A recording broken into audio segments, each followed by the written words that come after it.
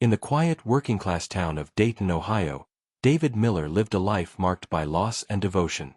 At just 13, he lost his father to a heart attack, a sudden tragedy that left him and his mother, Elaine, alone to navigate life's hardships. Elaine, a resilient woman in her mid-40s, worked 2 jobs to support her only son, instilling in him a deep sense of loyalty and familial duty. By the age of 23, David was juggling part-time work at a local hardware store while pursuing online courses in information technology. Though their financial situation remained modest, the bond between mother and son was unshakable. In January 2022, Elaine was diagnosed with stage 3 ovarian cancer after collapsing at work. The diagnosis was devastating, but doctors assured David that with prompt, aggressive treatment, including surgery and chemotherapy, there was hope. The cost, however, was prohibitive. Despite insurance, the out-of-pocket expenses were overwhelming, and the recommended treatment facility was out of network. David exhausted every legitimate avenue. He applied for medical assistance programs, launched an online fundraising campaign, and maxed out his credit cards. But as the bills mounted and his mother's condition worsened, desperation set in. On March 3, 2022, David made a fateful decision. Armed with a replica handgun and concealed under a ski mask, he entered First State Bank in Dayton shortly after opening hours. He handed the teller a note that read, "No one gets hurt. Just give me the money." The teller complied, and David fled with approximately $18,400. His escape was short-lived.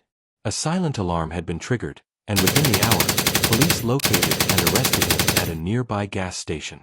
During questioning, he confessed in full, explaining that the robbery had been a last resort to fund his mother's medical treatment. Local media initially reported the incident as a standard bank robbery.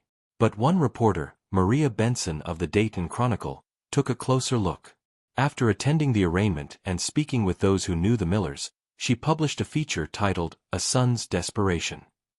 The piece struck a chord with readers across the country. Within days, David's story was circulating widely on social media, and a new GoFundMe page organized by Benson raised over $85,000, enough for Elaine to begin treatment at the Cleveland Clinic. Though public sentiment shifted in David's favor, the justice system remained bound to its principles. At trial, David pled guilty to armed robbery. The court acknowledged his motive and the non-violent nature of the crime, as well as the use of a non-lethal replica firearm. After careful consideration, the judge sentenced him to 3 years in a minimum security correctional facility, with eligibility for parole after 18 months. Elaine is currently responding well to treatment.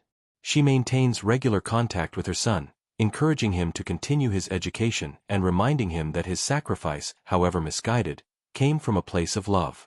David's case sparked debate around the intersection of crime, compassion, and the healthcare crisis in America. For some, he is a criminal who broke the law. For others, he is a tragic figure, an example of what can happen when desperation meets a broken system. In a letter from prison, David wrote, "I know what I did was wrong. But if I had to choose between losing my mother and losing my freedom, I'd choose her every time."